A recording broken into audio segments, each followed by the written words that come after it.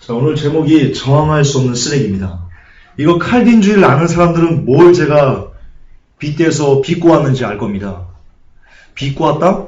빚고 왔다는 표현은 좀 그렇습니다. 정직하게 이야기한 겁니다.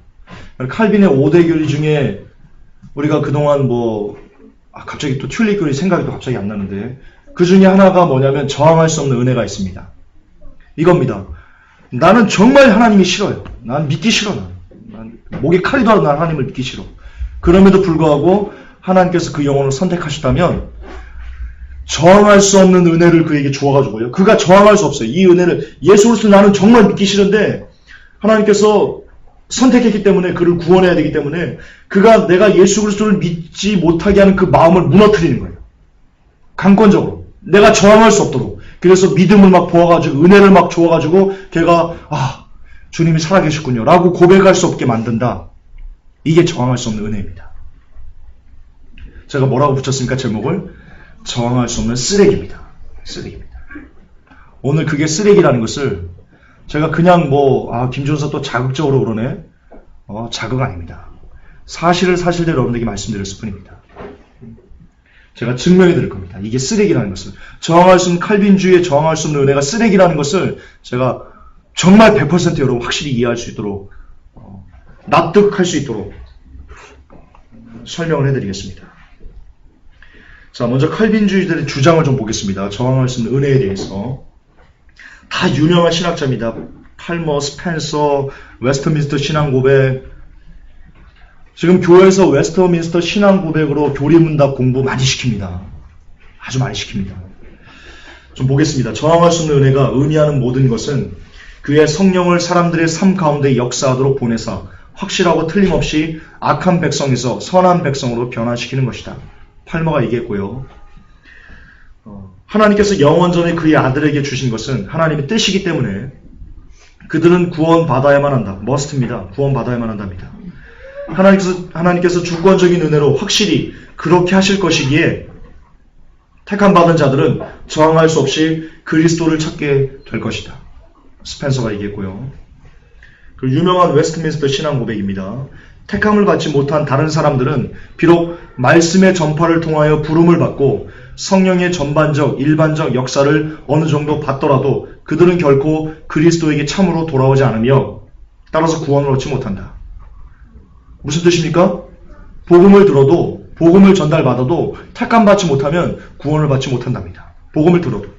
사람은 성령에 의해 살아나게 되고 새로워질 때까지 수동적인 상태에 있다. 그러나 성령으로 새로워지면 이 부르심에 응답할 수 있고 이 부르심을 통해 제공되고 전달되는 은혜를 받아들일 수 있게 된다. 이게 여러분들이 신처럼 떠받드는 웨스트민스터 신앙 고백입니다. 제가 목사 안수를 안 받는 이유 중에 하나입니다. 제가 장로교에서 신학했거든요. 장로교에서 목사 안수 받으려면 그때 얘기합니다. 웨스트민스터 신앙 고백에 따른 신앙 고백을 인정합니까? 그때 예라고 해야 됩니다. 아니요, 그러면 안수 못 줍니다. 저는 절대 이것에 대해서 예라고 할 수가 없습니다. 이런 쓰레기 같은 교리에 예라고 할 수가 없습니다. 괜히 싸움만 납니다. 자, 제가 목사 안수 받으러 갔다 이겁니다. 안수식이 거행되는 날입니다. 노예 목사님들 쭉 앉아가지고 이제 안수위원들 와가지고 안수하려고 합니다. 그때 이걸 한다니까요, 선포하게. 웨스트민스터 신앙 고백에 따른 어떤 장로교의 어떤 것들을 이제 인정하십니까? 그때 제가 아니요 라고 하면 아수라장이 되는 겁니다. 목사 안수를 받으려고 눈 감을 수 없습니다. 목사 안수 따위를 받으려고 따위? 죄송합니다. 그거는 제가 실수했습니다. 정정하겠습니다. 목사 안수를 받으려고 아닌 것에 예라고 눈 감을 수 없습니다. 그럴 수 없습니다. 이런 교리로 신학교에서 배우기 때문에 신학교에서 이렇게 가르칩니다. 그러니까 이렇게 되는 겁니다. 신학교에서 신학생들에게 지금 여러분들이 보았던 칼빈주의 그리고 웨스트민스터 신앙은 수백 년 동안 전통을 이어져 내려온 우리 개혁 신앙이다. 여러분은 그러므로 스스로 목사가 되려는 것이 아니다. 여러분은 창세전에 구원받기로 선택되었고 나아가 목사라는 거룩한 성직으로 부름을 받았다. 이것은 하나님에 의해서 여러분들은 목사가 되는 것이다. 따라서 여러분들이 거부하려고 거부해도 절대로 거부할 수 없는 정할 수 있는 은혜에 의해서 여러분들은 목사가 된 것이다. 이 선지 동산은 여러분처럼 택함을 받은 사명자들의 동산이다. 이렇게 가르칩니다. 신학교에서 이렇게 가르칩니다. 이렇게 가르쳐서 신학생들로 하여금 이 신학교 선생들이 신학생들이 어떤 마음을 불어넣어 주냐면요. 마치 여러분들은 대단해요. 하나님께 특별히 부름을 받은 아주 특별한 스페셜리스트들이야. 그렇게 자아도취할 수 있도록 한껏 여러분 20살 고등학교 때 사회 경험이 있습니까? 무슨 사회 경험이 있습니까? 고등학교 때. 난 공부만 쌓고 학교집. 그렇게 전혀 세상 물정을 모르고 자아 존중감이 무엇인지 자의 정체성이 뭔지에 대한 고민을 한 번도 안 해본 애들이 신학교 갔더니 신학교 교수가 얘기하는 겁니다. 여러분 선택된 겁니다. 구원받은 것도 감사한데 여러분들 그 양들을 치리하는 거룩한 사명으로서 목자로서 여러분 부름받은 겁니다. 이것은 하나님께서 창세전에 여러분들을 목사로 부르셨기 때문에 여러분들이 이곳에 온 겁니다. 개소리 하는 겁니다. 신학교 교수들이 신학생들에게 개소리하고 있는 겁니다. 그러면 정체성이 완전되지 않은 사람들이 그걸 듣고 신학생들이 교수로부터 어떤 마음을 갖겠습니까? 아, 나는 성도와 다르구나. 나는 평신도 나부랭이가 다르구나. 그런 마음을 안 가질 것 같습니까? 갖게 됩니다. 열의 19은 그렇게 갖게 됩니다. 그런 마음을. 더구나 말씀도 보지 않고 막 신학교 가가지고 교수들부터 그런 얘기를 들으면요. 한껏 마치 신학교만 가면 뭔가 내가 좀 진짜 하나님 앞에 뭔가 대단한 사람인 것처럼 이렇게 확 변해서 오는 사람들. 그렇게 변화를 갖는 사람들. 저도 신학생으로서 신학교 1학년 때는요. 신학생들이 굉장히 겸손합니다. 경험해봐서 압니다. 그리고 이 설교를 듣는 목사님들 중에 신학을 공부한 사람 중에 제 말에 공감할 겁니다. 굉장히 겸손합니다. 2학년, 3학년 되면요. 말씀을 지 마음대로 이거 있잖아. 이거는 사도 바울이 잘못 기록한 거예요. 와, 미쳐버립니다.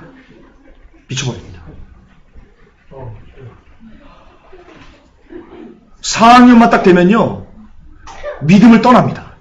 야, 이거 아닌 것 같아. 그래서 신학교 나와가지고 무신론자가 되는 사람이 굉장히 많습니다. 신학 공부하면서. 여러분, 한국이 신학교요. 문제 많습니다. 정말 많습니다. 자, 이렇게 신학교에서 신학생이 가르치니까 이런 어처구니 없는 일이 생기는 겁니다. 이렇게 배운 목사들이 나가서 이렇게 되는 겁니다. 모세를 대적하지 마. 지가 모세랍니다. 목사가 모세랍니다. 개소리 하는 겁니다.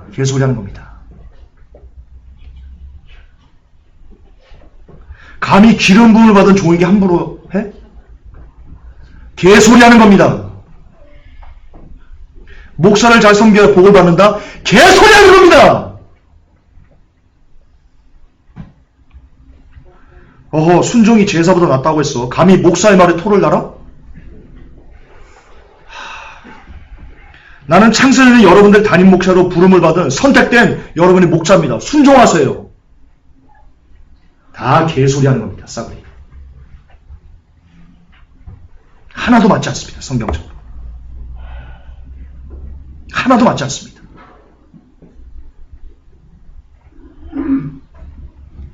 여러분, 사도들도 그렇게 얘기하지 않았습니다. 사도들도. 고넬료 아십니까? 고넬료? 천사가 나타나서 베드로를 청하라고 그랬습니다.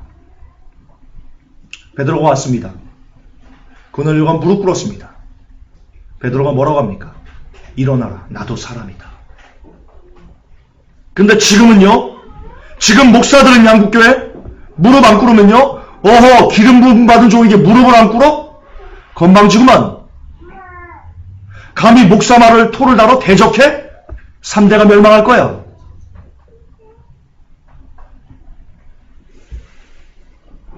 아주 쓰레기 같은 아주. 왜 목사들이 그럴 수밖에 없는가? 신학교에서 교수들이 그따위로 가르쳐서 그럽니다. 여러분, 먹은 걸 토해낸 겁니다, 사람은. 먹은 걸. 아십니까? 이 목회자들이 신학교에서 만약에 정말 성경적으로 섬겨야 돼. 목사는 섬겨야 돼. 겸손해야 돼. 정말, 화장 청소해야 되고, 여러분들, 택함 받은 거 아니에요. 창세에 택함 받은 거 아니에요. 그렇게 정말 성경적으로 배웠으면, 어디 교회 가서 성도들을 그렇게 굴림하고, 쥐어짜고, 섬기라고 했었고, 복받는다고 했었고, 하나님 다음으로 섬기라고 했었고, 어디 그따운 짓을 할 수 있을까? 어디 그따운 짓을.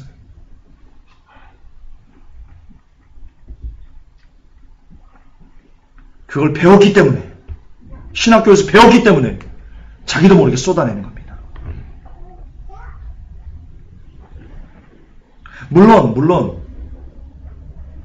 신학교를 가기 전에 혹은 신학교에서도 말씀을 그분이 정말 사모해서 말씀을 꾸준히 읽고 막 100독이고 200독이고 그렇게 했다면 교수님들이 그렇게 얼렁뚱땅 정말 잊지도 않은 칼빈주의 입각해서 저항할 수 없는 애를 설명하면서 여러분들 창세전에 목사로 택함 받았다. 기름 부음 받은 거룩한 종이다. 라고 해도 성경적으로 그것이 아니라고 반박하고 이게 내칠 수 있습니다. 근데 신학교 가서도 신학교 가기 전에도 성경을 안 보고 신학교 가서도 성경을 안 보고 그렇게 하니까 그저 가르치는 교수님들이 어련히 알아서 많이 배우신 분들이 어련히 알겠지. 네, 소경을 인도하면 되는 겁니다. 지금 이게 죄송하지만 지나친 비판을 들으려면 들으세요. 구데기 무서워 장을 못 딴 겁니까? 이 설교가 싫으면 귀를 막으세요. 듣지 마세요. 나도 싫어하는 당신들에게 들려주고 싶지가 않아요. 그러나 이게 한국교회 대다수의 목사들의 가치관이에요. 악한 거예요. 굉장히 악한 거예요.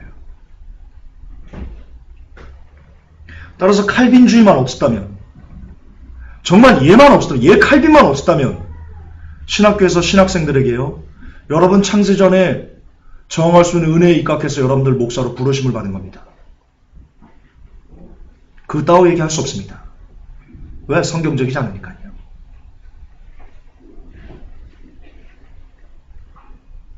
그래서 교회에서 성도들에게 그렇게 굴림하고 내가 너희들과 다르지. 나는 기름 부음 받았고 나는 거룩히 구별됐는데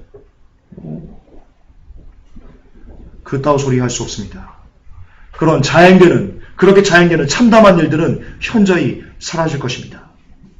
그러므로 저는 이제 바로 그것을 부술 겁니다. 이 저항할 수 없는 은혜의 교리가 저항할 수 없는 쓰레기라는 것을 여러분들에게 증명을 해드릴 겁니다.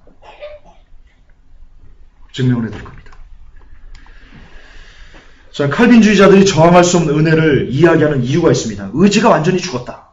자유의지가 완전히 말살됐다. 그래서 하나님께서 저항할 수 없는 은혜를 주셔야지만 사람이 하나님을 받아들일 수 있다. 이게 칼빈주의자들의 주장입니다. 자유의지가 완전히 죽어버렸다. 그럼 오늘 제가 좀 과격하게 나갈 건데요. 어제 설교 중에서 제가 많이 화가 났습니다.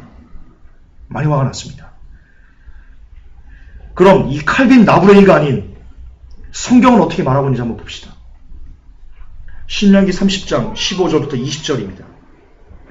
보라, 내가 오늘날 생명과 복과 사망과 화를 내 앞에 두었나니 곧 내가 오늘날 너를 명하여 내 하나님 여호와를 사랑하고 그 모든 길로 행하며 그 명령과 규례와 법도를 지키라는 것이라. 그리하면 내가 생존하며 번성할 것이요 또 내 하나님 여호와께서 내가 가서 얻을 땅에서 내게 복을 주실 것입니다.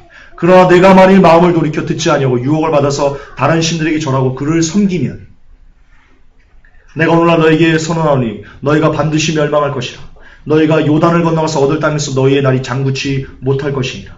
내가 오늘날 천지를 불러서 너에게 증거를 삼노라. 내가 생명과 사망과 복과 저주를 내 앞에 두었은즉 너와 내 자손이 살기 위하여 생명을 택하라. 여기서 택하다가 바하르입니다. 뜻이요, 네가 결정해라 라는 뜻입니다. 네가 결정해라. 네가 선택해라. decide입니다. decide.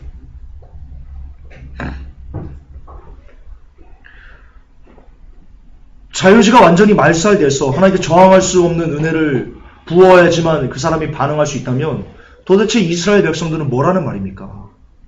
모세는 왜 선택하라고, 생명을 택하라고, 네가 결정하라고 그렇게 이야기한 겁니까? 어차피 결정할 수가 없는데 자유의지가 죽었어.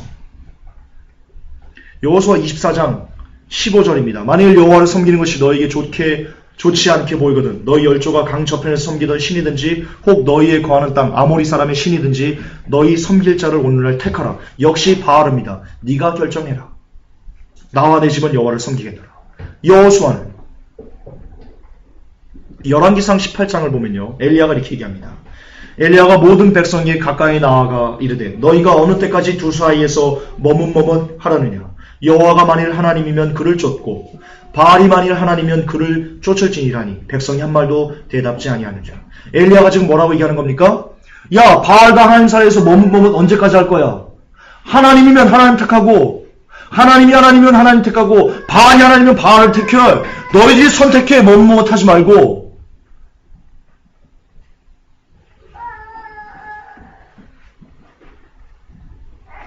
따라서요, 칼빈주의에 따르면요, 모세도 여호수아도 엘리야는요,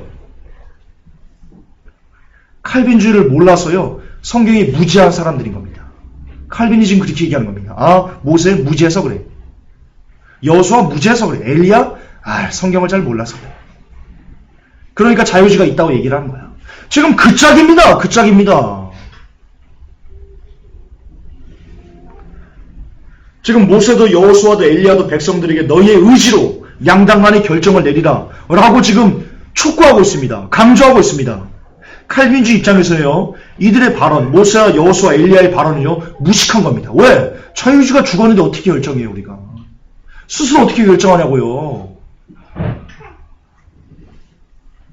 왜냐면 이 칼빈주의 입장에서는 결정이란 인간이 하는 것이 아니고 오직 하나님께서 성령으로 결정하도록 해주고 사람은 그 결정을 수동적으로 기다리기만 해야 하기 때문입니다. 이 저항할 수 없는 은혜가 바로 그겁니다. 따라서 지금 칼빈은 모세를, 여호수아를, 엘리야를 이단이라고 하고 있는 겁니다. 그렇게 하고 있는 겁니다, 지금. 미친놈이죠. 이거 완전 미친놈이죠.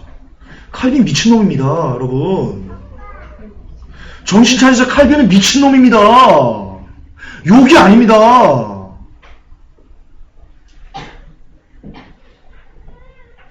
여러분, 지금 모세와 여호수아, 엘리야 이 구약을 깡그리쳐 칼빈은 지금 완전히 난도질했어.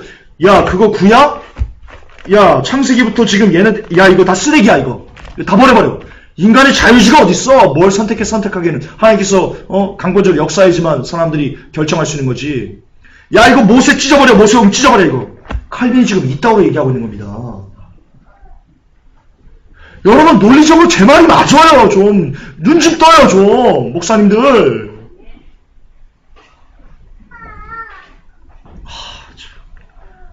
여러분, 그러나 자유의지는 신구약 전체에서 찾을 수 있습니다. 전체에서. 반면 칼빈주의처럼 저항할 수 있는 은혜 따위는요, 성경 어느 곳에도 나오지 않아요. 어느 곳에도. 이 사람들이 주장하는 성경 구절도 풀어보면요, 다 제가 말씀드렸지, 일반화의 오류, 지들 마음대로 껴맞추기, 확대 해석, 예, 그런 거예요. 아니면 오역. 전혀 맞지 않아요. 전혀 맞지 않아요. 이 저항할 수 없는 은혜가 가져오는 가장 큰 패단은요, 이런 겁니다. 저항할 수 없는 은혜 없이는 아무도 구원받을 수 없다.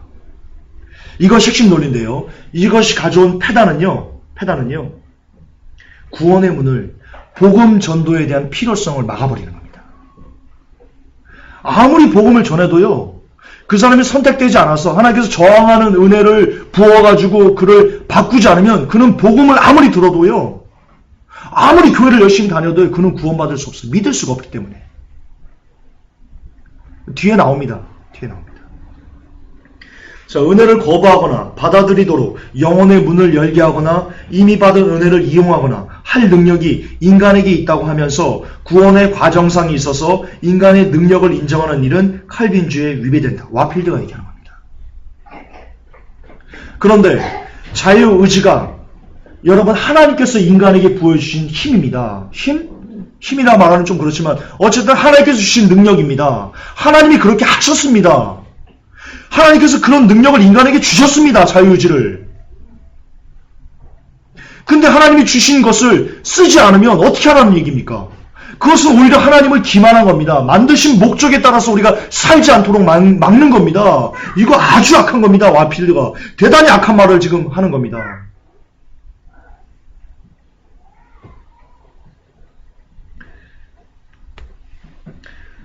자, 최 작가님이 아이를 낳았어요. 총각이 아이 낳았다고 그러면 좀 그런데 어쨌든 아이를 낳았어요. 근데 아이가 정말 아이에게 뭘 주고 싶어요. 그 아이가 쓰고 읽고 하는 그 능력을 좀 이렇게 그걸 교육을 시켜서 그 능력을 갖도록 했어요. 근데 그 아이가 10살이 돼도 20살이 돼도 30살이 돼도 읽지를 않아요. 능력을 줬는데 분명히 교육을 시켰어. 읽지를 않아요. 읽으려고 안 해요. 그 읽는 능력을 사용을 하려고 하진 않아요. 최 작가님 마음이 어떡하겠어요? 아이를 보면서 복장이 터지는 걸 얘야 이놈아 좀 읽어줘. 하나님도 똑같은 거예요. 하나님의 자유주로 하나님의 어떤 것들을 바라보고 하나님을 선택하고 하나님과 같이 살고 하나님 말씀에 순종하고 이렇게 하나님과 알콩달콩 살 수 있는 스스로 선택해서 하나님과 살 수 있는 능력을 우리에게 주었단 말입니다. 하나님의 마음입니다. 같이 살고 싶은 로봇으로 만들지 않고 자발적으로 하나님과 사람이 살고 싶은 그 마음들을 하나님께서 주신 자유주의 능력입니다. 그것을 와필드는 사용하지 말랍니다. 사용하면 칼빈주의 위배된답니다. 하나님의 능력을 침해하는 거랍니다. 하나님께서 하늘에서 들으시면요, 뒷골 당기는 겁니다. 야, 너 미쳤니 지금? 내가 쓰라고 준 능력이다 이놈아. 내가 쓰라고. 여러분 칼빈주의가 얼마나 성경을 난도질하고 있는지 좀 깨달으셔야 됩니다. 여러분들. 정말 생각하셔야 됩니다. 야, 만약에 이 와필드, 이 칼빈주의자들의 말이 옳다면요, 세상에서 가장 불쌍한 사람은 사도 바울입니다. 자, 지금 와필드가 얘기했습니다. 구원에 대해서 인간의 능력을 인정하면 이단이다. 이렇게 얘기하는 겁니다. 그러면 사도 바울은 사람들이 구원을 받게 하기 위해서, 구원의 문을 열기 위해서, 이방인들이 구원의 문을 열기 위해서 사도 바울은 어떤 고난들을 받았습니까? 아시죠, 여러분? 매 맞고, 옥에 갇히고, 굶주리고, 3번 파선하고, 동조에게 죽임을 당하기를 하고, 40에 하나 감한 매를 3번을 맞고, 거의 반죽을 뻔했던 일이 얼마나 많습니까? 그럼 그렇게 구원의 문을 열기 위해서 애를 썼던, 복음의 비친 자로서 살아갔던 사도 바울은, 지금 와필드는요, 이렇게 얘기하는 겁니다. 멍청한 노인네.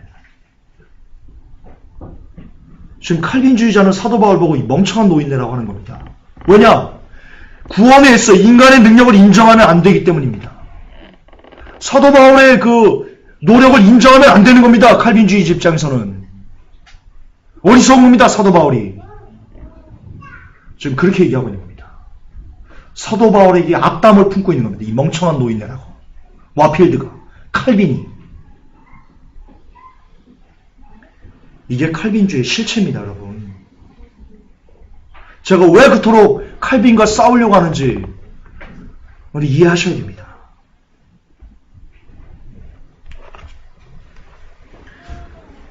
복음 전파 무용론을 칼빈이 주장했습니다. 어떤 사람 안에서는 성령께서 구속사역을 행하지 않으셨다.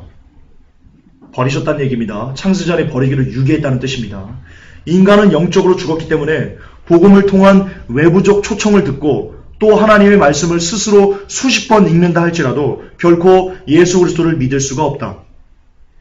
그러나 다른 한 사람의 경우에는 성령께서 저항할 수 없도록 역사하시어 그를 거듭나게 하셨기 때문에 자신이 죄인인 것과 하나님을 필요로 하고 있음을 충분히 깨달아 믿고 구원받기를 바라는 것이다. 이게 그 유명한 팔머라는 신학자가 이야기하는 겁니다.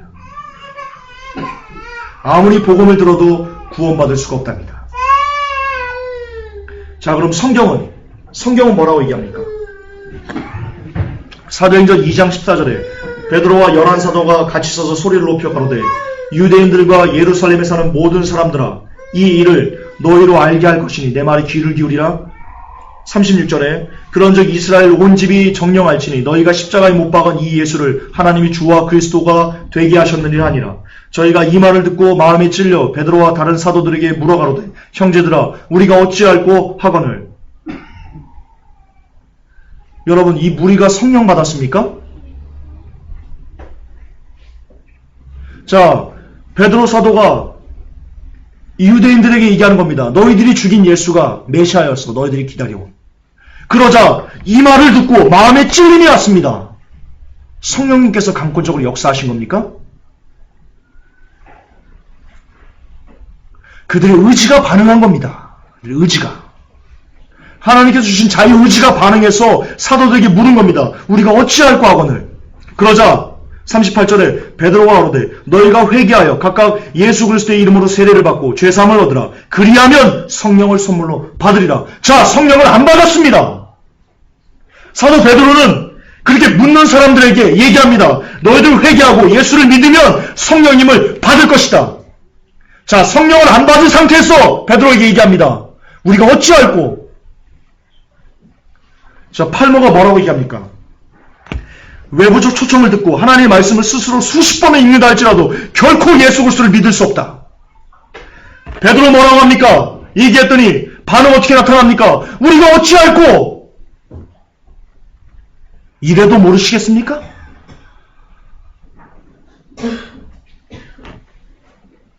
만약 복음 무용론이 성경적이라면 이 칼빈주의자가 얘기하는 것처럼 아무리 복음을 전해도 선택받지 못한 사람은 예수님을 믿을 수 없다라는 복음 무용론이 성경적이라면 베드로는 뭐하러 이렇게 열심히 복음을 전한 겁니까? 베드로 위에 칼빈이 있네요. 지금 칼빈이 이걸 보면서 이 사도행전을 보면서 칼빈이 이랬겠네요. 이야, 베드로서도 멍청했구만. 아이고, 12사도 수제단한 놈이 아이고 멍청한 놈. 어떻게 복음을 믿어? 복음을 왜 전해? 어차피 선택되지 않으면 아무리 전해도 못 듣는데 복음을 왜 전하는 거야? 아이고 멍청한 놈. 칼빈이 이랬겠네요. 지금 그 짝입니다. 정확하게 그 짝입니다. 지금. 또한 성령을 받는 순서 역시 베드로와 사도행전과 칼빈이 충돌하고 있습니다. 칼빈은 분명히 얘기합니다. 성령을 먼저 받고 그가 거듭나게 해야지만 그가 예수님을 믿을 수 있다. 성령의 역사다. 그러나 베드로는 이렇게 얘기합니다. 너희가 회개하고 예수님을 믿어. 그러면 성령을 받을 거야. 순서가 다릅니다. 자, 성경이 이렇게 너무나 뚜렷하게 칼빈주의가 아니라는 것을 이야기하고 있습니다. 베드로와 칼빈이 부딪히고 있습니다. 베드로와 칼빈이 극과 극을 달리고 있습니다. 여러분은 무엇을 선택할 겁니까? 한국교회는 무엇을 선택할 겁니까? 목사님들은 무엇을 선택할 겁니까? 그래도 여전히 이 설교를 듣고도 여전히 저를 이단이라고 얘기하겠죠. 미쳤다고 얘기하겠죠. 선택하십시오. 저는 베드로를 선택할 겁니다. 저는 목에 칼이 들어와도 저는 베드로를 선택할 겁니다. 또한 칼빈은요, 예수님의 초청도 헛되게 하고 있습니다. 마태복음 11장 28절에 수고하고 무거운 짐진 자들아 다 내게로 오라. 내가 너희를 쉬게 하리라. 주님이 초청합니다. 다 내게로 오라고. 요한복음 7장 37절에도 명절 끝날 곧 큰 날에 예수께서 서서 외쳐 가라사대 누구든지 목마르거든 내게로 와서 마시라. 예수님께서 서서 외쳐서 가라사십니다. 얘들아 누구든지 목마르거든 내게로 와라. 초청입니다. 근데 아시겠지만 성령님은요, 예수님께서 승천하시고 숨을 부르고 달았을 성령을 받으라라고 그때 성령님께서 오십니다. 각 사람에게 역사하신 것을 시작하십니다. 물론 일부에게는 구약 때도 역사했지만 전반적인 모든 사람들이 역사하신 그때는요, 예수님이 승천하신 후입니다. 근데 예수님이 아직 죽으시지도 않았는데 서서 외쳐서 얘들아 와라 라고 초청한다니까요. 칼빈주 입장에서는요, 아 예수님 뭘 잘 모르셨구만. 예수님 모르셨어. 인간으로 오셔도 잘 모르셨나봐 예수님. 아니 하나님께서 선택하시고 강권적으로 성령으로 역사해야지만 사람이 예수님을 믿을 수 있는데 왜 예수님 명절 끝날에 가서 서서 크게 누구든지 와서 목마른 내게로 와라라고 왜 말하셨어요? 목 아프시게. 아 예수님 헛일하셨네. 칼빈이 지금 그렇게 얘기하고 있는 겁니다. 정확합니다. 이그작 틀립니다. 이그작 틀리. 미친놈입니다. 칼빈은 미친놈. 정신병자입니다. 성경에 대해서 정신병자입니다. 이 친구는. 그 정신병자를 한국교회가 교주처럼 떠받들고 있는 겁니다. 교주처럼. 정말 미쳐버리겠습니다. 요한복음 3장 16절에도 하나님이 세상을 이처럼 사랑하사 독생자를 주셨으니 이는 저를 믿는 자마다 멸망치 않고 영생을 얻게 하려 하십니다. 여기서 믿는 자마다가 마다가 파스입니다. 파스. 올입니다. 올맨입니다. 예수님을 믿는 모든 사람들은 다 구원을 받게 되는 겁니다.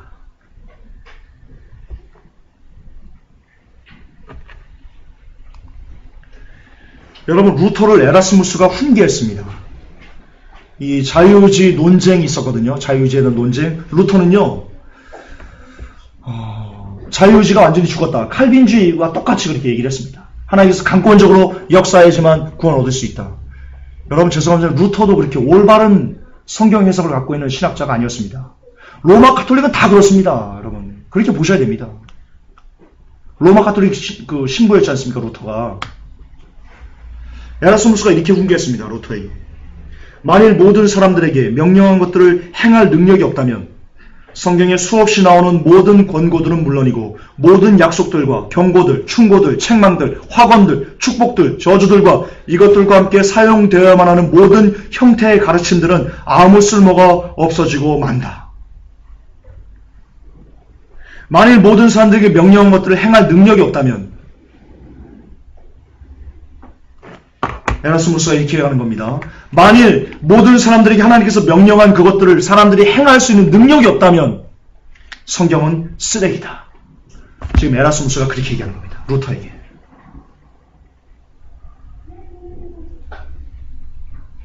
맞습니다. 에라스무스의 말이 맞습니다. 왜냐하면 성경에 보면 하나님께서 다 그렇게 해야 돼. 너희들 그렇게 해내면 안 돼. 내가 그것을 원해. 이렇게 해봐. 라고 우리의 선택과 우리의 결단과 우리의 반응을 하나님께서 끊임없이 요구하는 것이 성경이기 때문입니다. 에라스무스가 굉장히 잘 루터를 지적한 겁니다. 자, 칼빈주의 막장 중에 막장은 이겁니다. 아, 정말 제가 화가 났습니다. 요한복음 3장 3절에 예수님께서 이렇게 말씀하셨습니다. 예수께서 대답하여 가라사대 진실로 진실로 내게 이르노니 사람이 거듭나지 아니하면 하나님 나라를 볼 수 없다. 니고데모에게 한 얘기죠. 예수님께 왔을 때 어떻게 사람이 날 수 있습니까? 그렇게 물었을 때요. 이걸 갖고요. 이 칼빈주의자 모레이라는 신학자가 이렇게 얘기했습니다. 그리스도는 성령에 의한 거듭남을 하나님의 나라를 볼 수 있기 전에, 즉 믿음을 갖기 전에 요구 조건으로 두셨다. 그리스도께서는 육신으로 태어난 죄인은 성령으로 태어나기 전에는 왕국의 복음을 믿을 수 없음을 강조하고 계신다. 이게 중요합니다. 그래서 우리는 믿기 때문에 거듭나는 것이 아니라 거듭났기 때문에 믿는 것이다. 야, 미친놈입니다. 이거 신학자 아니에요. 완전 미친놈입니다. 여러분을 살면서 화가 나면 욕 안 합니까? 저보고 자꾸 욕한다 그러는데요. 이걸 미친놈이라고 안 하면 어떻게 할 겁니까? 누굴 미친놈이라고 할 겁니까?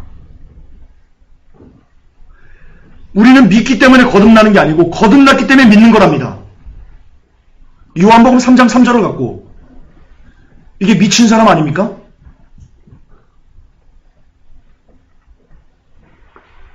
신학생들이 신학교에서 이런 거를 배우고 있습니다. 이런 거를 성경적인 거라고 배우고 있습니다. 심하게 말할까요? 배우고 자빠져 있습니다. 신학교는 성도들을 지옥으로 쳐넣는 악의 구렁텅이 중에 하나입니다. 현재는 그렇습니다. 예, 그렇습니다. 거듭남은 성령의 능력이다.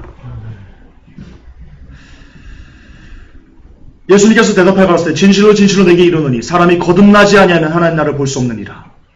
4절에 니고데모가 묻습니다. 사람이 늙으면 어떻게 날 수 있삼나이까? 두 번째 모태에 들어갔다가 날 수 있삼나이까? 예수께서 대답하시되 진실로 진실로 내게 이르노니 사람이 물과 성령으로 나지 아니하면 하나님 나라에 들어갈 수 없다. 이처럼 거듭남은요 성령님의 도움으로 나는 겁니다.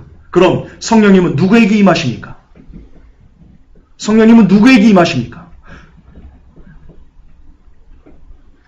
믿지도 않은 사람들에게 성령님이 임하십니까? 아까 똑같습니다. 베드로사도는 얘기합니다. 너희가 회개하여 예수 그리스도 이름으로 세례를 받고 죄 사함을 얻으라. 그리하면 성령을 선물로 받으리라. 예수 그리스도를 회개하고 믿는 것이 먼저입니다. 그리고 성령을 받으면 그 성령님의 능력으로 말미암아 거듭나는 것입니다. 따라서 믿기 때문에 거듭난 것이 아니라 거듭났기 때문에 믿는 것이다 라는 것은요 완전히 성경을 완전히 비틀어버린 180도 성경과 반대의 말을 하는 루시퍼의 소리입니다. 이 모레이는 루시퍼의 소리를 하고 있는 겁니다. 귀신 소리 하고 있는 겁니다.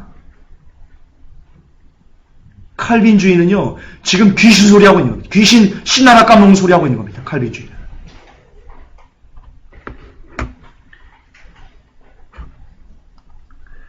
여러분 사람은 은혜를 거부할 수 있습니다. 하나님의 은혜를 거부할 수 있습니다. 왜 그러냐? 하나님께서 그렇게 그냥 내버려 두셨습니다. 허용하셨습니다. 성경 볼까요? 히브리서 10장 29절에 하물며 하나님 아들을 밟고 자기를 거룩하게 한 언약의 피를 부정한 것으로 여기고 은혜의 성령을 욕되게 하는 자의 당연히 받을 형벌이 얼마나 더 중하겠느냐. 너희는 생각하라. 성령을 욕되게 할 수도 있습니다. 사람이 성령을 욕되게 할 수 있다고요. 고린도서 6장 1절에 우리가 하나님과 함께 일하는 자로서 너희를 권하노니 하나님의 은혜를 헛되이 받지 말아라. 사람이 하나님의 은혜를 헛되하게 받을 수 있어요. 헛되게. 히브리서 12장 15절에 너희는 돌아보아 하나님 은혜에 이르지 못하는 자가 있는가 두려워하고. 하나님의 은혜에 이르지 못하는 자도 있고요. 유다서 1장 4절에 이는 가만히 들어온 사람 몇이 있음이라. 저희는 옛적부터 이 판결을 받기로 미리 기록된 자니 경건치 아니하여 우리 하나님의 은혜를 도리어 세격거리로 바꾼다. 하나님의 은혜를 도리어 세격거리로 바꾸는 사람도 있고요. 마태복음 23장 37절에 예루살렘아 예루살렘아 선지자들을 죽이고 내게 파송된 자들을 돌로 치는 자여 암탉이 그 새끼를 날개 아래 모은 것이 내가 내 자녀를 모으려 한 일이 몇 번이냐. 그러나 너희가 원치 아니하였도다. 하나님께서 이스라엘 백성들을 계속 품어서 구원하시려고 계속 품습니다. 그런데 그것을 하나님께 오는 그 품을 거부할 수 있습니다. 사람에게는. 그게 성경입니다. 성경입니다. 좀 칼빈 좀 버리세요. 좀. 예레미야 7장 13절에 나 여호와가 말하노라. 이제 너희가 그 모든 일을 행하였으며 내가 너희에게 말하되 새벽부터 부지런히 말하여도 듣지 아니하였고 너희를 불러도 대답지 아니하였도다. 하나님이 아무리 부지런히 불러도요, 아무리 부지런히 말씀하셔도요, 인간이 듣지 않을 수 있습니다. 그리고 하나님의 부름에요, 대답하지 않을 수도 있습니다.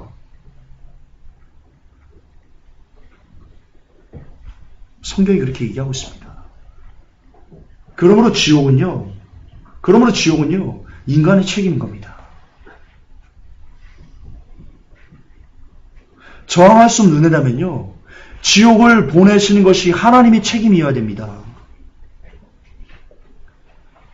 하나님 어떤 사람은 왜 저항할 수 없는 은혜를 줘서 천국 데려가시고 나는 왜 그렇게 믿으려고 발버둥 치는데 나는 왜 저항하는 은혜 안 줘서 하나님 못 믿게 하셨어요? 그리고 왜 지옥 보냈어요? 라고 하는 지옥에서의 망자들의 외침에 하나님은 할 말이 없으십니다. 근데 분명히 성경에 내가 새벽부터 부지런히 말했어. 니들이 듣지 않았어. 그러므로 지옥은 니들의 책임이야. 나는 내가 해야 될 일을 다 했어.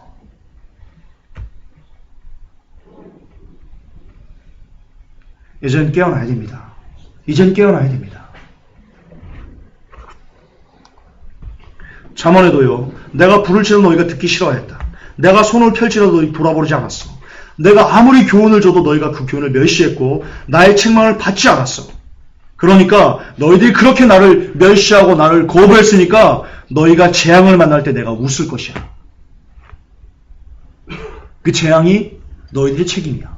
나는 너희들이 재앙에 가지 말라고 막 너무 열심히 얘기했고 막 손을 막 폈고 많은 교훈을 너희에게 줬어. 많이 책망했고 근데 너희들이 받지 않았어. 너희들이 듣지 않았어. 그러므로 재앙이 너희에게 임했을 때 그 책임은 단연코 너희들 것이야. 시편에도 얘기합니다. 82편 11절에 내 백성이 내 소리를 듣지 아니하며 이스라엘이 나를 원치 아니하였도다. 그분의 소리를 듣지 않았어요. 사람이. 그분의 소리를 듣지 않을 수 있어요. 사람이. 그게 성경이에요. 시편 78편 40절에 저희가 광야에서 그를 반향하며 사막에서 그를 슬프시게 함이 몇 번인고. 이스라엘 백성들이 광야에서 하나님을 거부할 때요. 하나님이 슬프셨대요. 그 모습, 불순종하는 그 모습들을 보면서요. 하나님이 슬프셨던 거예요.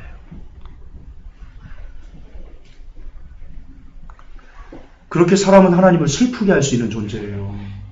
하나님이 그렇게 만드셨어요. 저희가 돌이켜 하나님을 제3 시험하며 사람이 하나님을 시험할 수도 있어요. 악한 거죠. 악한 거죠. 이처럼 사람은 하나님의 은혜를 저항할 수 있어요. 그게 성경적인 개념이라고요. 근데 칼빈주의는 저항을 못한대요. 절대로 저항을 못한대요. 왜 제가 저항할 수 없는 쓰레기라고 하는지 이제 이해가 되십니까? 예, 성경적이지 않잖아요, 지금. 저항할 수 있잖아요. 그러면 성경에서 아니라고 하면 아닌 거죠. 뭘 토를 날 거야. 아무리 칼빈이 위대한 신학자라고 떠받들음을 당하면 뭐해. 성경적이지 않은데. 하지만 칼빈주의는요, 끝까지 우깁니다. 정말 막대 먹어도 아주 막대 먹을 사람들입니다. 끝까지 우깁니다. 자, 질문이 있습니다. 만일 선택된 자들 중에 하나님의 말씀을 받고 구원받기를 원하지 않는다면 어떻게 되겠는가? 차 작가님이 선택됐어요. 차 작가님이 선택됐어요. 근데 차 작가님이 말씀 받는 거 싫어해요. 예배 드리는 거 싫어하고요. 기도하는 거 싫어하고요. 그냥 하나님 자체가 싫어요. 근데 선택했어요, 하나님께서. 야, 이런 사람이 있을 때 차 작가님은 구원받습니까? 이렇게 묻는 겁니다. 그때 칼빈주의자들의 대답입니다. 그리스도께서 그분을 거절한 채로 내버려 두지 않았기 때문에 걱정하지 말아라. 이게 칼빈주의자들의 대답입니다. 차 작가 구원받을 거야. 걱정하지 마. 걱정하지 마. 지금 터널라이트에서 온몸을 불살라도 걱정하지 마. 구원받을 거야. 그 얘기하고 있는 겁니다. 쿠스탕스가 얘기합니다. 만일 사람이 저항할 수 있다면 하나님은 자유로이 행하실 수 없고 결국 하나님의 자유는 인간의 자유에 제한을 받게 된다. 그러므로 정할 수 없는 애를 줘서 구원할 것이다. 그 유명한 아덤 핑크가 얘기합니다. 죄인은 그가 안전하게 믿을 수 있기 전에 하나님의 의에 살리심을 받아야만 한다. 유명한 신학자 베트너가 얘기합니다. 사람은 그리스도를 믿기 때문에 구원받는 것이 아니라 그가 구원받았기 때문에 그리스도를 믿는다. 야, 미친놈이죠. 미친놈이죠. 이건 완전히 미친놈이죠. 근데 떠받들고 있어요. 이 신학자를. 한국교회에서. 신학생들이 떠받드는 신학자 중에 한 명이 베트너예요. 한국의 신학생들이. 정신 차리세요. 정신 차리세요. 혹세마가 얘기합니다. 선택받은 사람은 그가 믿을 수 있기 전에 믿음의 능력을 지녔고 그가 회개할 수 있기 전에 회개의 선물을 가졌다. 거듭난 사람이 그리스도께로 오는 것이다. 거듭남 없이는 아무도 그리스도께로 올 수 없다. 스포로울. 사람은 그가 처음에 그리스도를 믿었기 때문에 거듭나는 것이 아니라 거듭났기 때문에 그리스도를 믿는 것이다. 아더 핑크. 선택받은 사람은 아무도 구원받지 않은 채로 죽지 않는다. 쿠스탕스. 선택받았으면요, 차 작가님 터널라이트에서 열심히 몸을 흔들어도요, 열심히 도박하고 열심히 온갖 죄란지는 싹 다 지어도 구원받지 않은 채로는 죽지 않습니다. 할렐루야. 이게 칼빈주의 논리입니다. 그러니까 오늘날 한국교회를 개독교로 만들어버린 겁니다. 그러니까 막 살아도 개같이 살아도 교회만 다니면 당신 구원받았으니까 구원학신 잃어버리지 마라. 칼빈주의가 기독교를 개독교로 만든 겁니다.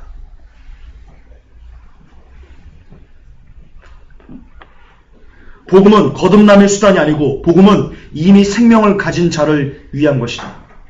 에디 가레트. 거듭남이 믿음보다 앞선다는 이 사실이 개혁주의 신학의 핵심이다. 스포로. 우리 회복교회 게시판에 김전사의 변론을 구합니다라고 하면서 어떤 사람이 글을 썼습니다. 그때 그 사람이 이렇게 얘기를 했습니다.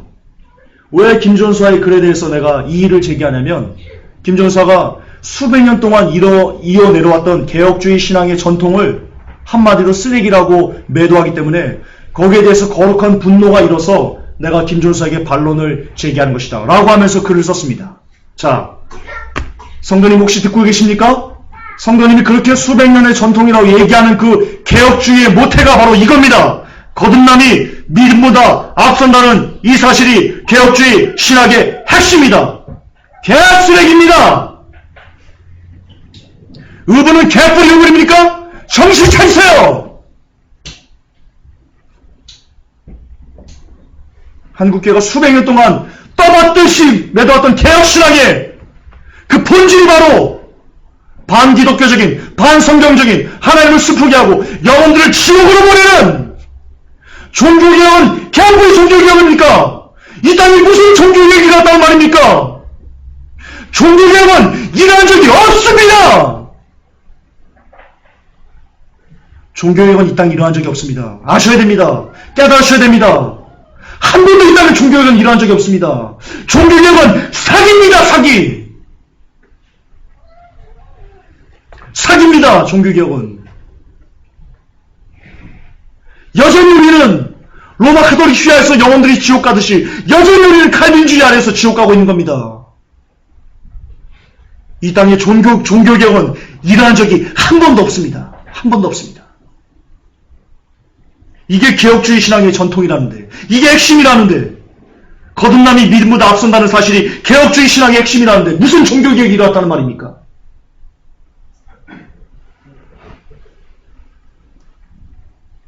여러분 WC가 칼빈교회에서 나왔다는 거 알고 계십니까?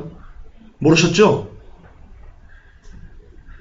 저항할 수 없는 은혜는 결국 예수 그리스도를 믿는 믿음이 없이도 구원받을 수 있다는 교리로까지 발전하게 됩니다. 쯔빙글리. 여러분 그 교과서 보면 칼빈, 루터, 그리고 종교개혁 3대 종교개혁자 이름 중에 쯔빙글리가 나옵니다. 그 쯔빙글리가 그 위대한 종교개혁 신학자라고 얘기하는 쯔빙글리가 뭐라고 하는지 보십시오. 선택받은 이교도들이 있으며 그들은 미래의 천국에서 우리의 이웃이 될 것이다.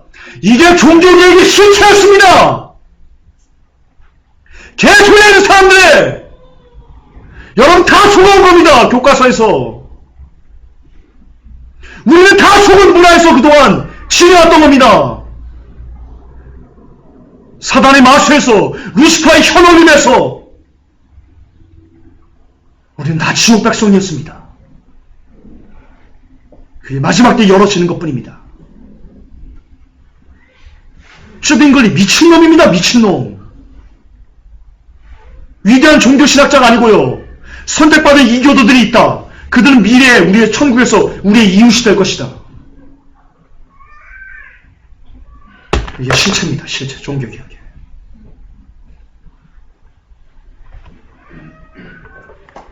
장키우스, 복음이 들어가지 않은 국가에서도 하나님의 비밀스러운 은혜로 선택된 자들이 있다. 베트너, 복음화되지 않은 세계에서 그의 선택하신 자들을 모으시는 비정상적인 방법이 있음을 우리는 인정해야 된다. 더 유명한 웨스트민스터 신앙고백 이렇게 얘기합니다. 택함을 받은 유아들은 어려서 죽는다 하더라도 하나님의 기뻐하시는 때와 장소와 방법으로 역사하시는 성령을 통하여 그리스도에 의해 거듭나고 구원을 받는다. 또한 이게 중요합니다. 말씀의 전파를 통하여 외적으로 부르심을 받을 수 없었던 다른 모든 택함 받은 사람들도 이 유아의 경우와 동일하다. 복음을 듣지 않아도 예수 그리스도가 아니어도 하나님이 택하신 이 교도들은 구원받는다라고 한국교회가 정말 신처럼 떠받드는 웨스트민스터 신앙 고백에 기록이 되어 있습니다. 웨스트민스터 신앙 고백은 개 쓰레기입니다. 완전 개 쓰레기입니다. 이제 진실을 밝힐 때가 된 겁니다. 이제 진실의 문이 열어질 때가 된 겁니다. 그동안 여러분들이 천국 갈 걸로 알아왔던 모든 것들이 죄송하지만 굉장히 많은 오염 안에서 너무나 많은 오염 속에서 여러분들을 기만하고 있던 겁니다. 종교개혁도 기만, 웨스트민스터 신앙고백도 기만, 신학교도 기만, 목사들도 기만. 우리를 기만하지 않는 유일한 것은 바이블, only one. 그러니까 우리가 미친듯이 눈이 뽑아져라고 말씀을 읽어야 되는 겁니다. 그러니까 귀에서 피가 나도록 말씀을 들어야만 하는 겁니다. 왜? 이것 아니면 우리가 미혹을 벗어날 수 있는 길이 전무하기 때문입니다.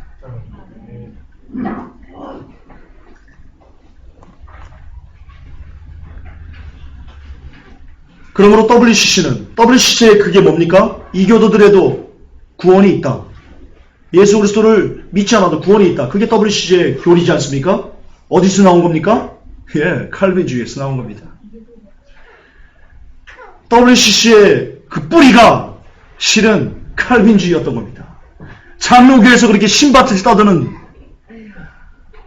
이게 한국교회의 실체입니다. 왜 한국교회가 마지막 때 짐승의 사회를 여는데 쓰임받는가? 우리가 변질돼서 하나님께서 심판하시는 거라고요? 아닙니다. 천만의 만만의 콩떡입니다. 우리가 다른 어떤 나라보다도 이 개쓰레기 같은 이 루시퍼가 사랑하는 이 교리에 심취했기 때문에 우리가 그에 합당하게 쓰임을 받는 것뿐입니다. 원인은 그거였던 겁니다. 원인은 그거였던 겁니다. 우리 민족은요, 어쩌면 하나님의 저주에 굉장히 가까운 그런 민족이었던 겁니다. 정신 차려야 됩니다. 그게 진실입니다. 진실입니다. 세계 어느 나라도 한국처럼 이렇게 장로교가 득세하는 곳이 드뭅니다. 물론 스코틀랜드 뭐 그 정도, 어쨌든 굉장히 그 득세한, 이 칼빈이 그렇게 득세하는 나라가 한국이 참 유일무이하다 싶을 정도로 그렇게 높습니다. 왜 우리나라가 짐승을 추구하는지, 짐승의 사회를 위해서 빠르게 달려가는지 그 원인이 우리가 또 증명되는 겁니다. 한국은요, 아주 악한 나라입니다. 우리나라는. 이 민족은요, 대단히 악한 나라입니다.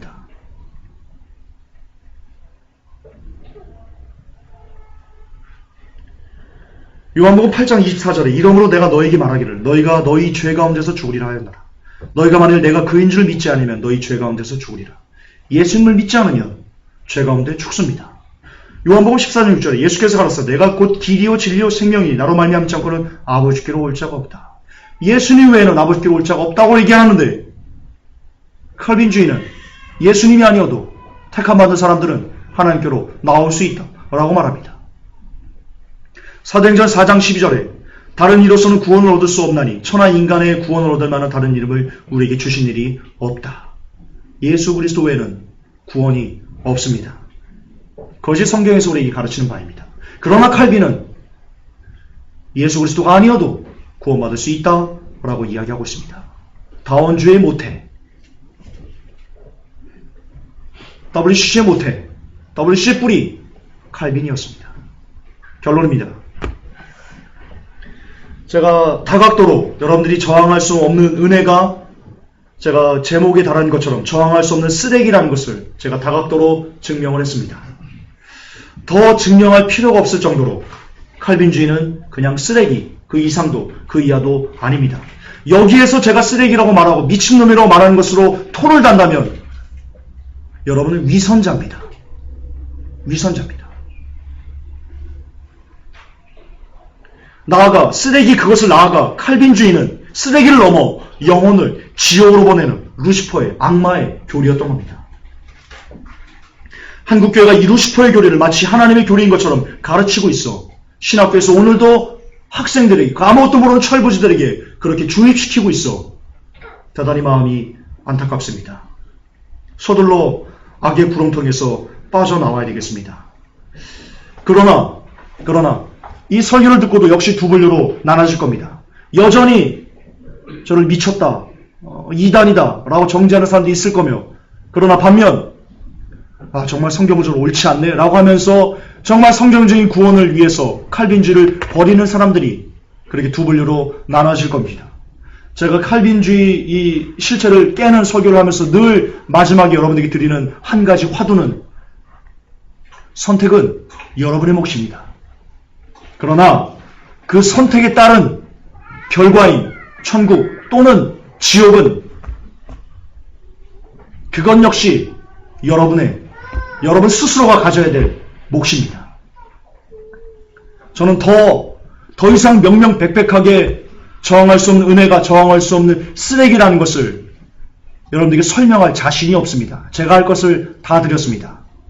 이제 받았으면 나머지는 여러분들 각자가 소화하시고, 정말 미루어 베레아 사람들처럼 이것이 정말 그러한가라고 미루어 상고해 보신 후, 만약 제 설교가 성경적이라면, 칼빈주의보다 더 성경적이라고 이해가 되신다면, 그런 믿음이 가져지신다면 속히 칼빈주의식 사고방식에서 벗어나오기를, 그래서 두렵고 떨림으로 여러분의 구원을 끝까지 이뤄가시기를, 그런 복된 성도가 한 명이라 나오기를 간절히 기원합니다. 하나님, 저항할 수 없는 쓰레기에 대해서 오늘 설교하였습니다. 그리고 종교개혁이 사기라는 것도 밝혀냈습니다. 하나님, 이 엄청난 이 사단의 마수에서 우리가 어떻게 건짐을 받을 수 있겠습니까? 오직 하나님의 말씀만이 우리를 건질 수 있는 유일한 무기인 줄 믿습니다.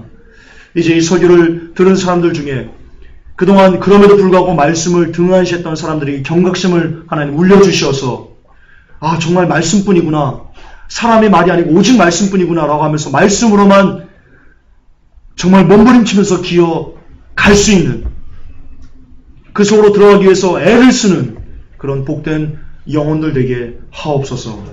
예수님의 이름으로 기도하옵나이다. 아멘. 주님 감사합니다.